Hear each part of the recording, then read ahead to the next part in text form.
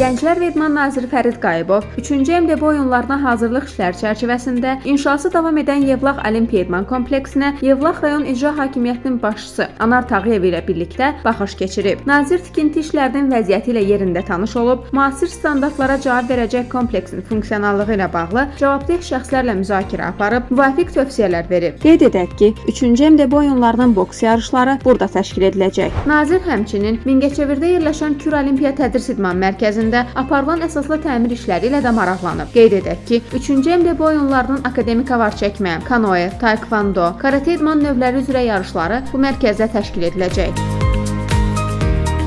Nazir Fərid Qayıbov Qəbələ rayon icra hakimiyyətinin başçısı Səbuha Abdullayev ilə birlikdə Qəbələ Olimpiya İdman kompleksində aparılan əsaslı təmir işlərinin gedişi ilə də yerində tanış olub. Təmir bərpa işlərinin yüksək səviyyədə və vaxtında başa çatdırılmasının vacibliyini qeyd edən Nazir Fərid Qayıbov hər iki idman qurğusunda aparılan təmir işlərlə bağlı mütəxəssislərlə fikir mübadiləsi aparıb. Nazir həmçinin Şəki Olimpiya İdman kompleksinin hazırki vəziyyəti və davam edən təmir işləri ilə maraqlanıb, müvafiq tövsiyələr verib. Fərid Qayıbov səfər çərçivəsində Şəki şəhər stadionuna da baxış keçirib.